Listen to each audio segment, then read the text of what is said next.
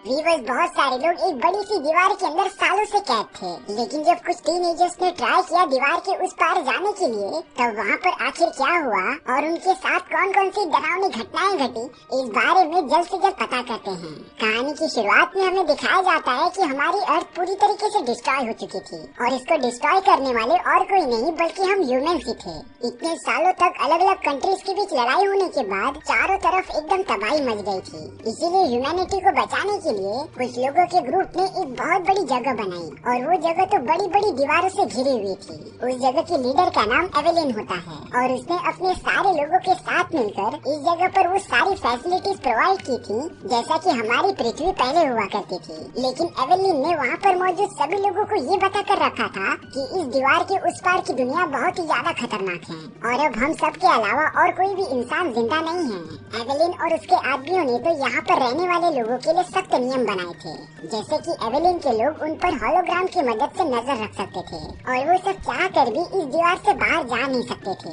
इसी तरीके से वो सारे लोग इतने सालों तक उन दीवारों के बीच में ही रहे हैं। अब हमें ट्रेस एंड टोबी नाम के दो टीनेजर्स दिखाए जाते हैं जो एक बिल्डिंग के ऊपर बैठकर कुछ बातें कर रहे थे। ट्रेस टोबी से बताती है कि उसे कैसे भी करके इन दीवारों के उस पार जाना है, क्योंकि ये उसकी बचपन की ख्वाहिश थी और उसे ये पता ही करना होगा कि उस बड़ी सी दीवार के उस पार क्या है। टोबी तो ट्रिस से बहुत ज्यादा प्यार करता था, इसीलिए वो ट्रिस की बातों से एकदम एग्री कर जाता है। अब उनके सामने एवेलिन का एक होलोग्राम आ गया था जो सभी को बता रही थी कि इस दीवार के पार जो भी जाने की कोशिश करेगा उसे पब्लिकली खत्म कर दिया जाएगा। और उन लोगों ने कुछ ऐसे लोगों को भी पकड़ लिया था जो उनके अगेंस्ट थे और इस दीवार से बाहर निकलने की कोशिश कर रहे थे। इसीलिए कुछ देर बाद ट्रिस और टोबी उस जगह पर चले जाते हैं। वहाँ पर ट्रिस जोहाना नाम की एक लीडर से मिलती है। जोहाना तो कैसे भी करके एवेलिन की जगह लेना चाहती थी, पर वो होने वाले इतने सारे इलेक्शंस में बार बार हार जा रही थी। अब वहीं पर मैक्स नाम के एक अपराधी को दिखाया जाता है जिसने इस दीवार के बाहर जाने की कोशिश की थी और अब एवेलिन के सभी लोग मैक्स को पकड़कर सामने लाते हैं। बाकी सब तो मैक्स को जान से मारने के लिए कह रहे थे और अब अगले ही मोमेंट में मैक्स को बड़ी बुरी तरीके से मार दिया जाता है। एवेलिन पब्लिकली सभी को इसीलिए मारती थी ताकि वहाँ पर रहने वाले सभी के बीच उसका डर बना रहे। टोबी जो एवेलिन का ही बेटा था वो उसके पास आकर एवेलिन को बताता है कि ये सारी चीजें एकदम गलत हैं, लेकिन एवेलिन के हाथों में अब पावर थी जिससे वो खुद को वहाँ की रानी समझ रही थी। इन सारी चीजों के बाद टोबी और ट्रिस एक साथ वापस मिलते हैं और अब ट्रिस को कैसे भी करके इस जगह से बाहर निकलना था। टोबी तो हमेशा की तरह ट्रिस के हाँ में हाँ मिलाता ही रहता है, लेकिन अब ट्रिस को सबसे पहले अपने भाई कोलैब को एवेलिन की कैद से निकालना था। इसीलिए टोबी चोरी छुपे जाकर कोलैब को बाहर निकाल लेता है, लेकिन ये करते हुए वहाँ के कुछ गार्ड्स ने टोबी को देख लिया था और अब जैसे ही टोबी कोलैब को लेकर बाहर आता है तभी वो सारे गार्ड्स उसे पीछे से रोक देते हैं।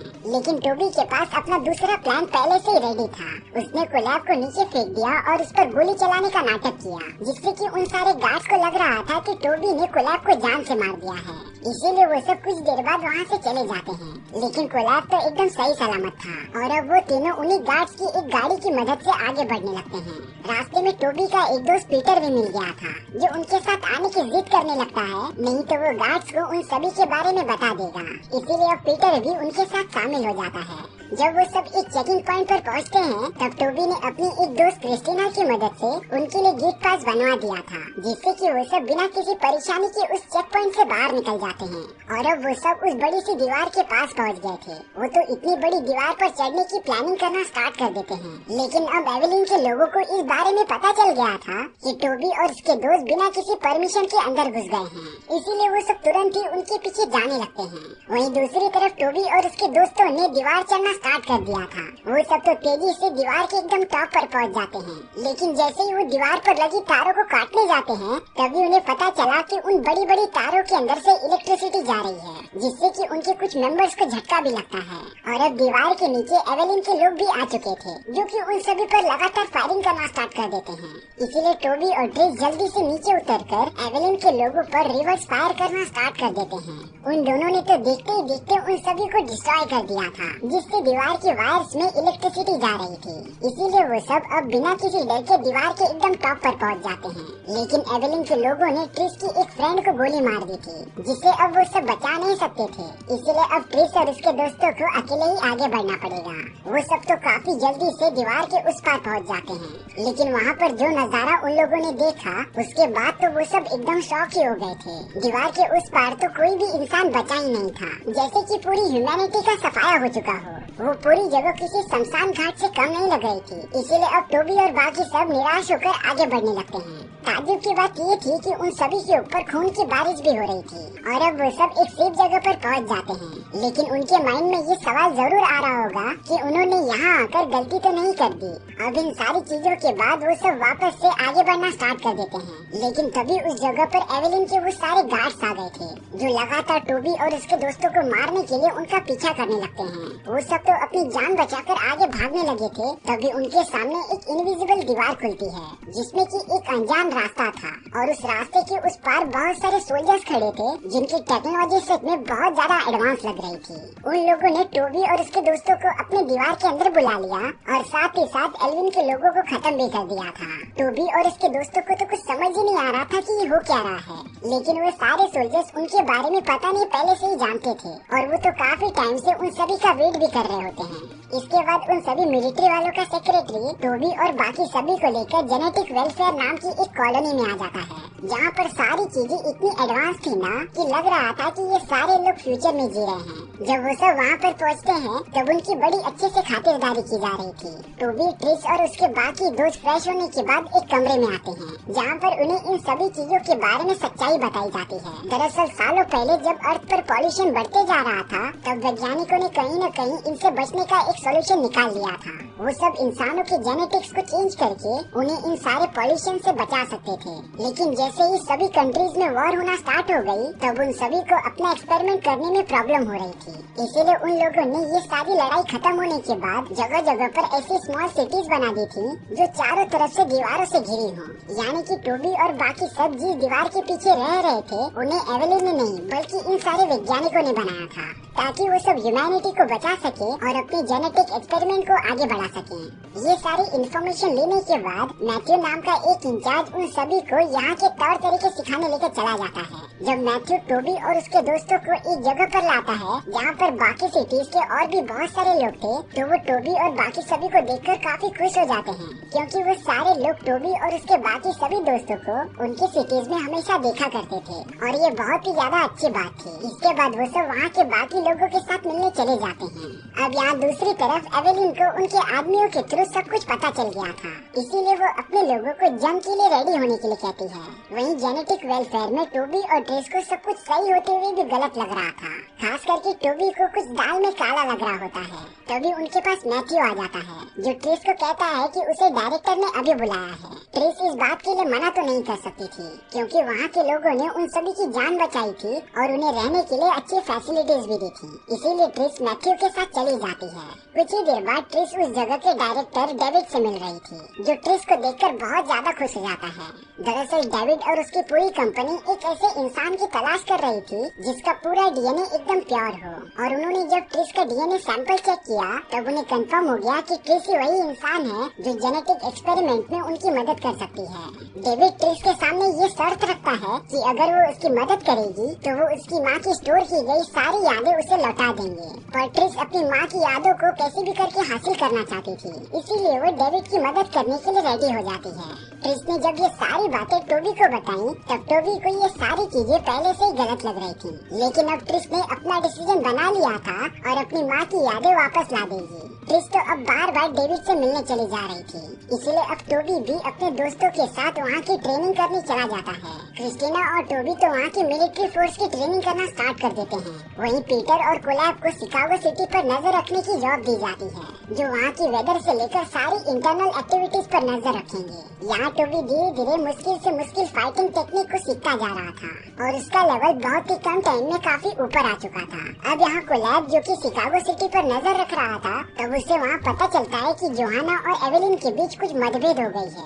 वो दोनों कैसे भी करके सिटी का कंट्रोल अपने हाथ में लेना चाहते थे और इसीलिए अब उन दोनों ग्रुप्स के बीच एक जबरदस्त फाइट चालू हो जाती है। इसीलिए कोलैब ये सारी बातें जाकर टोबी को बता देता है। टोबी ने जब ट्रिस से ये बातें शेयर की तो ट्रिस ने इस पर कुछ ज्यादा रिएक्शन नहीं दिया, क्योंकि ट्रिस चाहती तो ये बात डायरेक्टर के पास लेकर जा सकती थी, लेकिन ट्रिस ने सिंपली ये कह दिया कि वो इस बारे में ट्राई करेगी, पर सबसे पहले उसे डेविड के साथ कुछ वैज्ञानिकों से मिलने जाना था ताकि वो सब अपना जेनेटिक एक्सपेरिमेंट्स आगे बढ़ा सकें।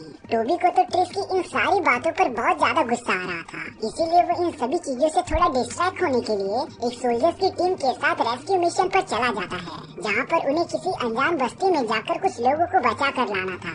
लेकिन वहाँ जाकर टोबी को असली सच्चाई पता चलती है कि वो सारे सोल्जर्स उन लोगों को बचाते नहीं थे, बल्कि वहाँ के लोगों के बच्चों को किडनैप कर लेते थे। इन सारे बच्चों को जेनेटिक वेल्थ केयर में लेके जाया जाता था और उनकी पूरी याददाश्त मिटाकर अपने जेनेटिक एक्सपेरिमेंट में यूज किया जाता था। टोबी को जब इन सारी बातों में पता चला तब तो वो एकदम शॉक हो गया था। इसीलिए अब वो कोलैब के साथ शिकागो सिटी का सिचुएशन देखते रहता है, जहाँ उन्हें पता चला कि जोहाना और एवेलिन के बीच एक जबरदस्त वॉर की शुरुआत होने जा रही है और उन दोनों के ग्रुप्स के बीच कई लोग मारे भी जा चुके हैं। टोबी तुरंत ही डिसाइड करता है कि वो ट्रिस के पास जाकर ये सारी सच्चाई बता देगा, इसीलिए वो एक एम्प्लॉय को जबरदस्ती लेकर लिफ्ट से ऊपर जाने लगता है। ट्रिस के पास पहुंचने के बाद टोबी उसे सारी सच्चाई बता देता है कि ये पूरी जगह वैसी नहीं है जैसा कि वो सोचते हैं। डेविड जो कि इस पूरी जगह का डायरेक्टर है, उसके लोग बच्चों को पकड़कर यहाँ पर जेनेटिक एक्सपेरिमेंट कराते थे, लेकिन डेविड और उसके लोग वहाँ आकर ट्रिस को डिस्ट्रैक्ट करने की कोशिश करते हैं और शायद से वो इसमें कामयाब भी हो गए थे, क्योंकि ट्रिस टोबी की बातों पर भरोसा ही नहीं करती। इसीलिए अब ट्रिस डेविड के साथ उसकी सबसे बड़ी डील करने चली जाती है। वहाँ के सोल्जर्स ने टोबी से पूछा कि अगर वो अपने शिकागो सिटी वापस जाना चाहता है तो वो उसे और उसके दोस्तों को वहाँ पर छोड़ देंगे। ट्रिस ने यहाँ पर अपनी गर्लफ्रेंड को तो खो दिया था, इसलिए अब उसकी लाइफ में कुछ भी नहीं बचता, तो वो सोल्जर्स के साथ शिकागो सिटी जाने के लिए रेडी हो जाता है। टोबी जब उन सभी सोल्जर्स के साथ उनके शिप में चला गया था तब मैथ्यू टोबी को चुपके से बताता है कि वो सोल्जर्स उसे शिकागो सिटी नहीं लेके जा रहे हैं, क्योंकि इस पूरी जगह से सिर्फ डेविड की शिप से ही बाहर जाया जा सकता था, यानी कि टोबी की जान को खतरा हो सकता था। इसीलिए मैथ्यू के जाने के बाद टोबी शिप के अंदर ही उन सभी सोल्जर्स के साथ फाइट करने लग जाता है और अब वो पूरी शिप एक सुनसान इलाके में आकर गिर गई थी, जो पूरी तरीके से तबाह हो जाती है। अब यहाँ ट्रिस डेविड के साथ एक ऐसी जगह पर आ गई थी जहाँ पर वो बहुत ही बड़े बड़े लोगों के साथ जेनेटिक एक्सपेरिमेंट का डील करने वाला था। ट्रिस भी उन बड़े लोगों के सामने आ जाती है। वहाँ पर ट्रिस को डेविड के बारे में सारी सच्चाई पता चलती है। डेविड उन बड़े बड़े आदमियों को वो सारे लोग बेचना चाहता था जो कि वो किडनैप करके अपने पास लाते थे।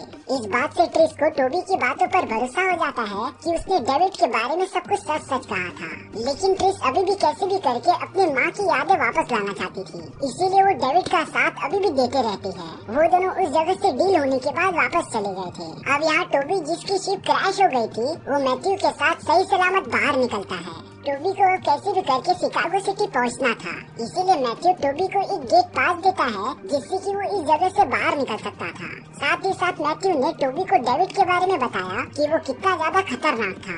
वो अपने प्लान को कामयाब बनाने के लिए किसी को भी मरवा सकता था, लेकिन अब टोबी बिना उस बारे में सोचे आगे बढ़ने का डिसाइड करता है।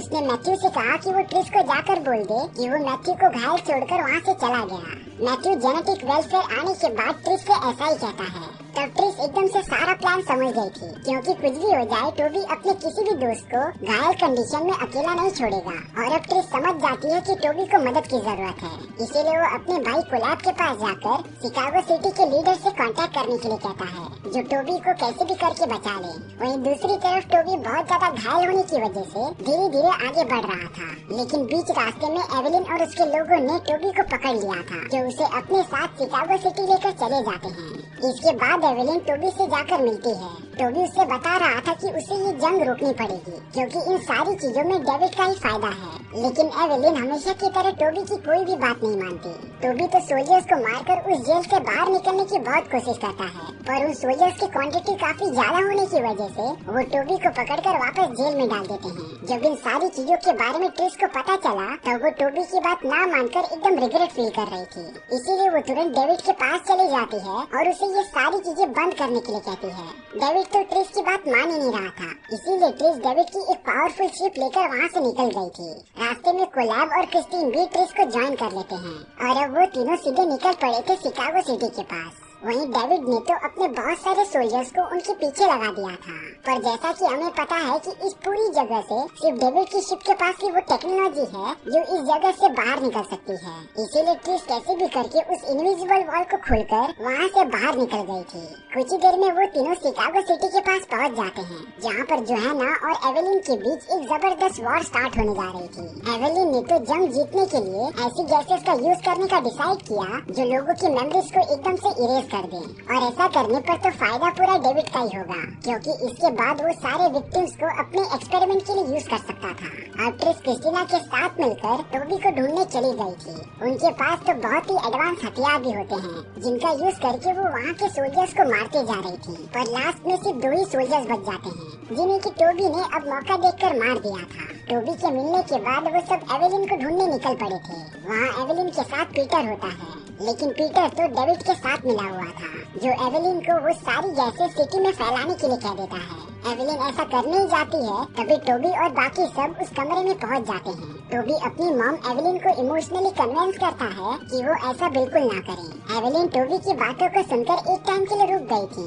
पर अब पीटर ने एवेलिन के हाथों पर गोली मारकर उन गैसेस के बटन को दबा दिया था, जिससे कि देखते ही देखते पूरी सिटी में गैसेस फैलने लगती हैं, और अगर इन्हें जल्द से जल्द कंट्रोल नहीं किया गया ना, तो सारे इंसानों की मेमोरीज लॉस्ट हो जाएगी। कोलैब वहाँ पर अपने टेक्नोलॉजी का यूज करके इन गैसेस को रोकने का वे ढूंढने लगता है, लेकिन अब दूसरी तरफ डेविड को इन सारी चीजों के बारे में पता चल गया था। इसीलिए वो अपनी एडवांस टेक्नोलॉजी का यूज करके कोलैब के सारे कनेक्शन उसके दोस्तों से कट हो जाएं। जब पीटर ने देखा कि वो सारी गैसेस उसके कमरे में भी आने लगी हैं, तब वो टोबी और ट्रिस को कमरे में आने देता है। ट्रिस कैसे भी करके ये पता लगा रही थी कि वो सारी गैसेस जो सिटी के अंदर फैल रही हैं, उनका मेन सोर्स आखिर कहाँ पर है। मेन सोर्स मिलने के बाद ट्रिस तुरंत ही अंडरग्राउंड टनल के अंदर चली गई थी, लेकिन अब डेविड कैसे भी करके ट्रिस को रोकता रहता है। वो तो वहाँ की सारी चीजों को कंट्रोल कर सकता था, जिससे कि वो ट्रिस को मारने की भी कोशिश करता है, लेकिन ट्रिस ने जेनेटिक वेलफेयर में बहुत कड़ी ट्रेनिंग की थी, जिसकी मदद से वो सारे ट्रैप को पार करते हुए आगे निकल जाती है। डेविड भी अब समझ नहीं पा रहा था कि वो ट्रिस को कैसे रोके, और अब ट्रिस ने बड़ी मुश्किल से वो सोर्स ढूंढ लिया होता है, जिससे कि पॉइजनस गैसेस निकल रही थी, और अब ट्रिस ने बिना टाइम वेस्ट किए उस टेक्नोलॉजी को पूरा डिस्ट्रॉय कर दिया था, जिससे कि सिटी में फैलने वाली सारी गैसेस एकदम से रुक जाती हैं, और अब वो सब एकदम सेफ थे। इसके बाद ट्रिस सारे लोगों को होलोग्राम की मदद से डेविड के बारे में सारी सच्चाई बता रही थी, जिससे कि सभी लोग डेविड की कोई भी बात नहीं मानेंगे। साथ ही साथ ट्रिस उन सभी को एक दूसरे से झगड़ा न करने के बजाय एकजुट होकर रहने के लिए कहती है। और अब हमारी ये कहानी यहीं पर खत्म हो गई थी। सो व्यूअर्स, आपको ये स्टोरी कैसी लगी प्लीज कमेंट सेक्शन में बताना भूलना मत। और अगर आपको मेरा एक्सप्लेनेशन 1% भी अच्छा लगा होगा ना, तो वीडियो को लाइक एंड चैनल को सब्सक्राइब जरूर कर देना, क्योंकि सच में इससे मुझे काफी ज्यादा मोटिवेशन मिलता है आपके लिए इसी तरीके की मजेदार स्टोरीज ढूंढ कर लाने के लिए। तो मिलते हैं नेक्स्ट वीडियो में। सी या।